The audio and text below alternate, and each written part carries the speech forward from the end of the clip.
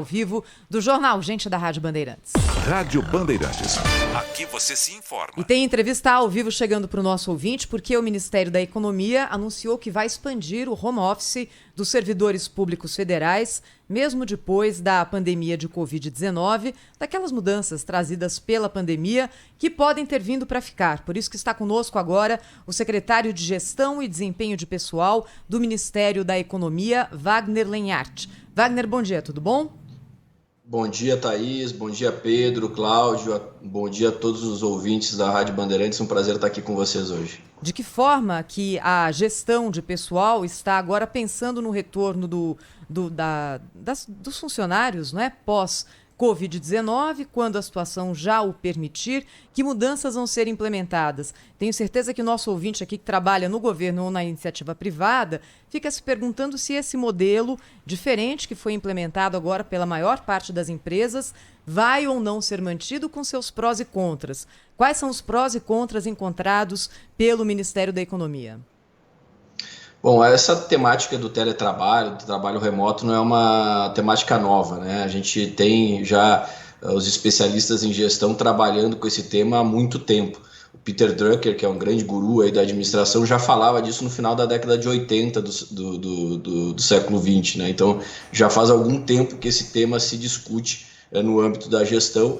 No governo federal, a gente já tinha algumas iniciativas bem-sucedidas nessa área, né? A Controladoria Geral da União, por exemplo, é um órgão que já executava o teletrabalho, já executava o programa de gestão com sucesso há algum tempo, e outros órgãos também já trabalhavam com isso. Mas aí nós tivemos o cenário da pandemia, né, que conduziu boa parte de todas as organizações, aí, muitas delas, a sua maioria dos seus funcionários ou servidores, ao home office, e isso, sem dúvida nenhuma, impactou muito a maneira como as organizações estabelecem seu trabalho hoje, durante a pandemia, mas também já como elas estão projetando o teletrabalho no futuro, né? E isso não foi diferente com o governo federal. Nós tivemos que fazer um movimento rápido para levar boa parte dos nossos servidores para o teletrabalho em virtude da pandemia. Hoje nós estamos com cerca de 63% da nossa força de trabalho em home office, né, em trabalho remoto.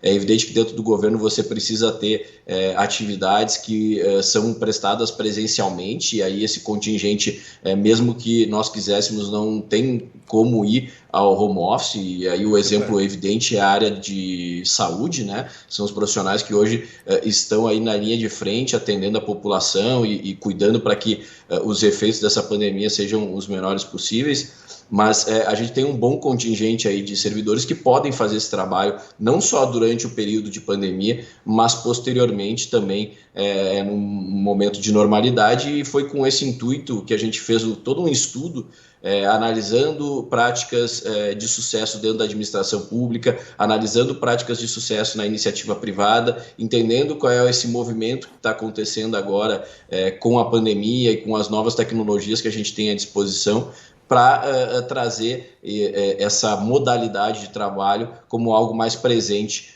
no dia a dia da administração. E aí, falando das vantagens... Oi, desculpa. Pois não. Secretário, bom dia. Prazer tê-lo aqui conosco. Eu queria saber o seguinte, esse movimento que o governo federal fez, colocando 63% dos seus servidores em home office, provocou uma economia somente nesse período da pandemia de próxima de meio bilhão de reais, né? Foi uma economia impressionante, né? 468, eu acho, milhões de reais. É uma economia impressionante, mas assim, a gente vê que o serviço público deu show quando a gente observa, por exemplo, o trabalho do pessoal de saúde, né? De saúde pública. Esse pessoal, então, mostrou mesmo como esse setor é necessário, né, no serviço público. A gente assistiu aí os militares da Força Aérea, fizeram aquela operação de resgate dos brasileiros lá em Wuhan, também deram um show mostrando a capacidade do serviço público. Aliás, a Força Aérea junto com o Ministério das Relações Exteriores. Agora, isso não mostra, secretário, não mostraria essa economia e os 63% em home office, que o governo pode ou pôde constatar a desnecessidade de um enorme contingente desse pessoal? Não seria o caso do governo promover aí uma revolução administrativa enxugando essa máquina? A gente teve um sucesso grande nesse movimento, né, mas muito em virtude do trabalho que foi feito pelos gestores e pelos servidores, né. A gente conseguiu fazer essa virada de chave rápida e com muito sucesso, porque os servidores também se envolveram nesse processo. A gente tem, eu tenho comentado sobre isso, gestão é a constância de se buscar sempre fazer mais e melhor, né, ser mais eficiente, entregar mais resultado com menos recursos. Acho que esse é o desafio de qualquer gestor e na administração pública não pode ser diferente. A gente tem sim espaço para fazer com mais eficiência, para ter mais efetividade, entregar mais produtividade, melhor serviço para a população. Mas isso a gente tem condições de fazer com o quadro que nós temos hoje, né? Então, algumas áreas a gente não vai precisar repor quando os servidores se aposentarem, em virtude das novas tecnologias que estão surgindo, em virtude de ganhos de produtividade que estão sendo alcançados. Em outras áreas a gente vai precisar trazer profissionais. Você citou bem, Cláudio, a área de saúde é uma área extremamente sensível e importante. Em momentos como esse, a gente já tem, claro, a noção da importância dos profissionais de saúde em tempos de normalidade, mas em tempos como esse eles ganham ainda mais relevância, né? E a gente vê como é importante ter um sistema que atende bem a população. Então, algumas áreas elas vão precisar de uma reposição mais efetiva no futuro, outras vão precisar de menos, depende muito do impacto da tecnologia, de como a gente consegue evoluir na produtividade do serviço público, mas de modo geral, essa é a busca constante, né? Como a gente pode fazer um trabalho e ter uma administração pública mais eficiente, que entregue melhores resultados para a população, custando menos para o contribuinte, para os pagadores de impostos. O Wagner, é o Pedro, bom dia. Queria saber qual é a estimativa de redução de custo, né, na forma prática aí dessa medida. Já foi feito algum cálculo? Qual é o tamanho da economia que pode ser gerada para o governo federal com essa medida?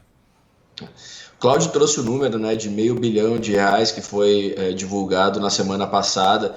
Esse é um número que considera esse cenário de pandemia. A gente sabe que muitos dos servidores que hoje estão em trabalho remoto não vão estar no cenário de normalidade. Cito aqui como exemplo os profissionais da área de educação, né, das universidades, instituições de ensino superior. São profissionais que hoje estão em teletrabalho, mas a natureza da atividade é muito mais voltada para o trabalho presencial, né? Então, a tendência é que na normalidade esses profissionais voltem, e hoje eles representam quase metade da força de trabalho da União, cerca de 300 mil servidores. Então, é um contingente bastante expressivo. Eu queria Pois não. Oi.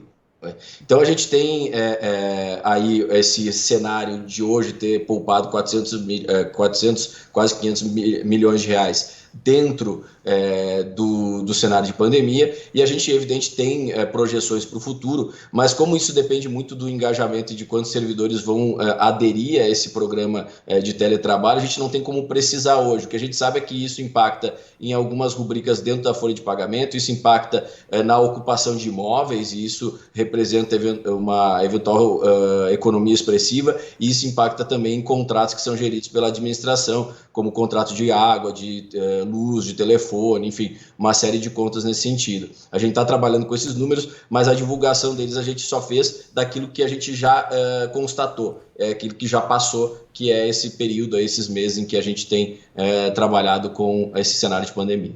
Bem, eu queria agradecer ao Wagner Lenhart, que é secretário de Gestão e Desempenho de Pessoal do Ministério da Economia, ao vivo com a gente aqui na Rádio Bandeirantes. Obrigada, Wagner. Até uma próxima. Eu que agradeço. Um abraço e um bom dia a todos. Um abraço.